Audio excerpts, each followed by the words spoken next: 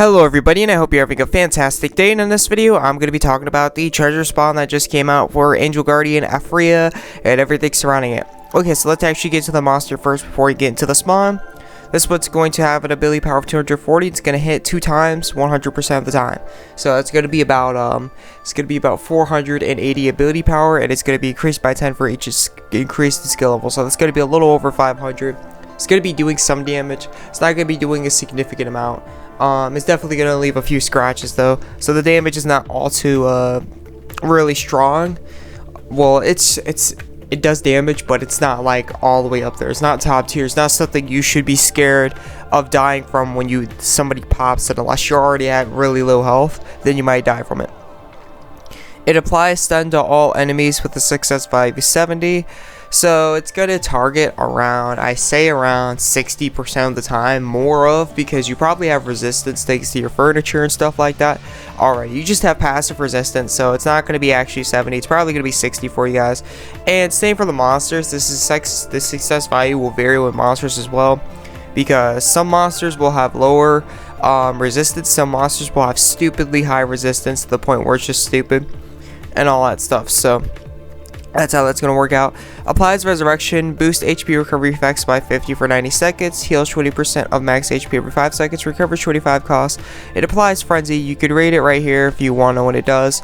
And it applies this field debuff called Declaration Collapse, reduces cost recovery speed by 10, and reduces the action speed of the enemy's NPCs by 30 to the enemy field for 60 seconds. So this monster right here is going to be all hands down player versus enemy. It's not going to be player versus player orientated whatsoever, whether you're going for dual robes, whether you're going for Coliseum, or whether you're going for guild battles. This monster is not going to be recommended under any of those circumstances or situations, except maybe for battle score.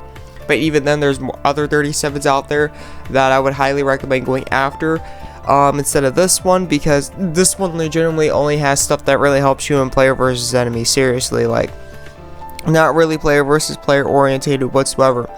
All it does is it boosts HP recovery effects, and then it gives a continuous heal, applies Resurrection, casts Stun. Stun may help a little bit in player versus enemy, but it's not guaranteed to stun. So, and Odin does a better job at, stunning and low key. It doesn't do any damage for it to really be useful in Coliseum. I mean, it does damage, but it doesn't do groundbreaking damage. And there's monsters that do way better damage for Coliseum. Recovers 25 costs, so that's one thing that's helpful, but almost every monster you would use either has cost recovery speed for guild battles, that has cost recovery speed or recovers cost. Frenzy's only for yourself. Frenzy's another kind of helpful one. And then this field buff wouldn't really be all too helpful, because usually when you're using Unison or you're casting it, you're trying to kill. You usually end up killing the enemy team, so they can't really use this. Doesn't really come in handy during that time, because usually the enemy team is going to be dead. Whether you're going for Crystal Assault, they're not going to really have to worry about cost unless they're at 0 cost. Like, you pop 2 renovators in this, then they might have to worry. But if that's not the case, they will not have to worry about cost. So there's really no time where it's actually going to be very, very useful. So that's what I'm saying. All this stuff is great for player versus enemy, but it can't really be used all too much, at least well, in player versus player. There's really no buffs with this monster. This monster does no exact really like outstanding damage. This monster has like no prohibit unison, nothing of the sort that really helps with player versus player all the way. No use to gouge gains, no nothing. So it's pretty much covering the monster. So let's get to the spawn. Okay, so with the spawn, they have no rates for the year spawn. They have no rates for the monster, so don't expect to get the monster in here whatsoever, because it's near impossible, if not impossible. Probably every one out of like I don't know, 100,000 people would probably get it from the gear spawn, and that's not even like on their first try. I'm talking like just doing using all your gems, or the gems you really want on the spawn, all at once. So that's pretty much how it's gonna play out. So don't expect to get it through there. But they do have a chest. They do give chests, and they do give 50 to 200 for each spawn. They will have 6 chests though, so it kind of sucks, but they will have double chance to help with that a little bit better. Okay, so with this is a really, really weird spawn, and I'm not going to do this. I am absolutely not going to do this. I have no reason, and I'm not trying to will really anymore, or at least harder. I might be light whaling, but I'm not going to be whaling. I'm trying to save my money. They have the new monster, then they have some of the old ones for the 40 cost. Stake Freaks, Cytheria, Lancelot, Titania, Owenheim, and they got Treasure Medal 900 to 1300. And I hate when they do this. They really need to fix it with the treasure spawn, because I'm not interested, especially in spawning treasure spawns that are this costly. The 900 to 1300 deal, I don't like. I absolutely do not like. I don't know why you would do this, seriously. But anyways, moving on from there, they got Droplets of Ether Awakening Orb, they got a feature gear, cost 27 or higher SSR feature gear piece, proficiency keys, and XP quest keys. So that's what they have. I do like how they have a feature gear option, and I do like my Droplets of Ether Awakening Orb, so that kind of like helps a little bit, but that still doesn't really help, because this is a really weird spawn. They don't have the feature gear that they have in here for the chest in the metal exchange, and even if they would, I'm afraid they would make it too expensive for what it actually is worth. So anyways, moving on from there, all of the feature gear stuff in here is all of the banners, so you have a really wide selection of getting stuff you may or may not want. These are definitely going to help for the 40 cost, all hands down.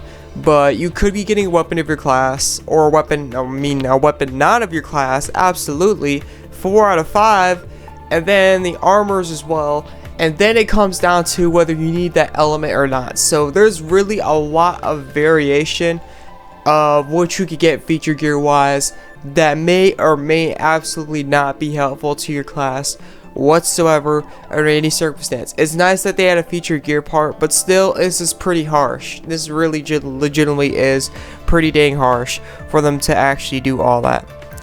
And then they got the old monsters right here, if I already didn't say that. So anyways, moving on from there, if you look in the metal exchange, not only do they not offer a lot of metals, but the stuff is way too freaking costly for what it is. Absolutely way too freaking costly for what it is.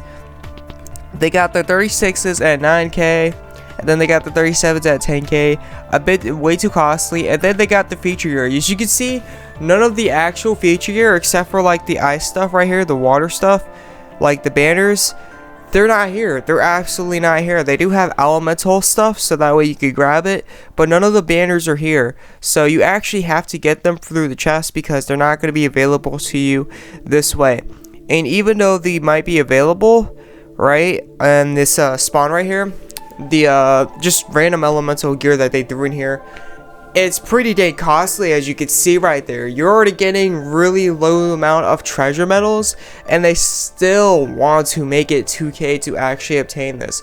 If you're asking me, this is I wouldn't say it's a ripoff to be exact, but this is kind of expensive for what they have. Seriously, this is pretty dang expensive for what you got going for yourself, A-team. So that's my intake on the treasure spawn. Thank you for tuning in, and thank you for watching, and I hope this helped out. This is the AzureWrath, and I'll catch you in the next video. I'm out. Peace.